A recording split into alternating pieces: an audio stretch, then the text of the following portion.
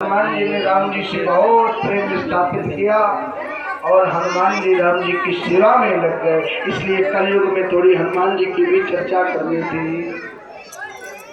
श्रवण सुजस सुनी आयहु प्रभु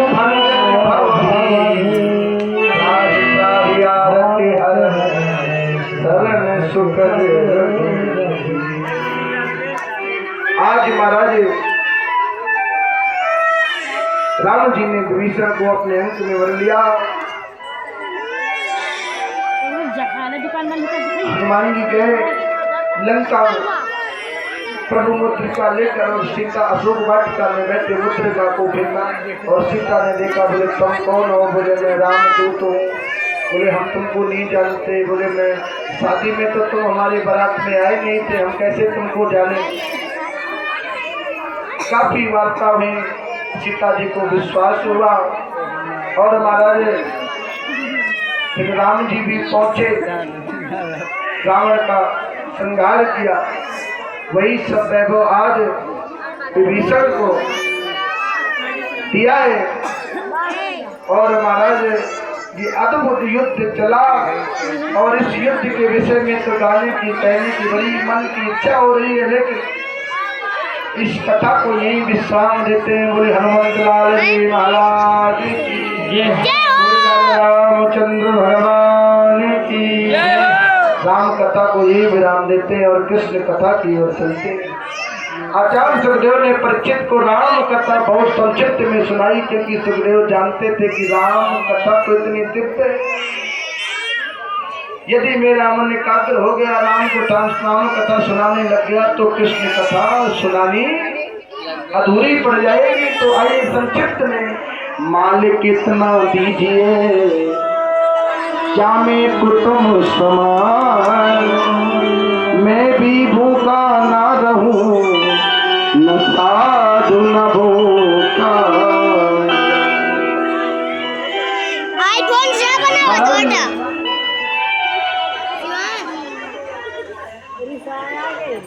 एक महाराज ययाति महाराज हुए हैं ब्रज में, मथुरा में। कल कृष्ण कथा बहुत सविस्तार से सुनाएंगे। ययाति महाराज से प्रसंग को उठाते हैं। ययाति महाराज के सबसे बड़े पुत्र थे जिनका नाम है यदु महाराज। इन्हीं यदु के वंश में कई पीढ़ियों के बाद एक राजा हुए देवमीर। देवमीर राजा के दो पत्नी थी। एक पत्नी के दो पुत्र हुए, अर्जन्य और पर्जन्य। दूसरी पत्नी का नाम पुत्र हुआ शूरसेन। अर्जन्य पर्जन्य के 9 पुत्र हुए, जिन्हें हम नौचंद कहते हैं, नंद बाबा जो गोकुल में रहते हैं। और दूसरी पत्नी के बेटा है सूरसेन। सूरसेन के पुत्र वसुदेव आदि हुए।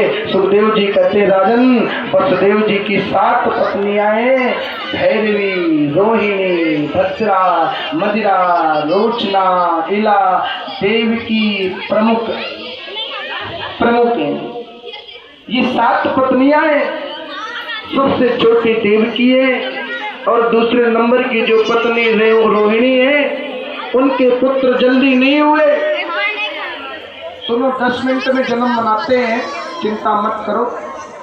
केक तो रात में कटता है कि दिन में कटता है, और इतना धूमधाम से जन्मोत्सव मनाएंगे कि ये पंडाल उड़ने लगेंगे। बोलो राधे। एक ये 7 पत्नियां हैं। सबसे छोटी देवकी है। दूसरे नंबर की पत्नी जो रोहिणी है ना, उनके पुत्र जल्दी नहीं हुए। देवकी के जब 6 पुत्र हो गए तब रोहिणी के पहला पुत्र बलराम हुआ। और वैसे बलराम जी भी कई भाई हैं, बलगत्र, सारण, दुर्मर, विपुल, ध्रुव आदि, ये रोहिणी के पुत्र हैं। सबसे छोटी महाराज देवकी के 8 पुत्र हुए। राजन 8 में से सबसे बड़े का नाम है कीर्तिमान। कीर्तिमान को लेकर 6 पुत्रों को दुष्ट कंस ने मार दिया और 7वें पुत्र को देवकी का है, उन्हें हम बलराम कहते हैं। 8वीं संतान के रूप में मेरे गोविंद का प्रकट हुआ। बोलो कृष्ण कन्हैया लाल की। संक्षिप्त में कथा सुनाई और आचार्य सुखदेव जी महाराज यहाँ चुप हो गए। पुनः सुखदेव जी महाराज राजा परीक्षित प्रश्न करते हैं। बोले प्रभु, जो आप ये मेरे गोविंद की कथा को सुना रहे हो ना, मुझे बड़ा आनंद आ रहा है। उन्होंने कहा कि महाराज अब सायं का काल है, विश्राम का समय है, इसलिए मैंने आपको संक्षिप्त में कृष्ण कथा सुनाई है।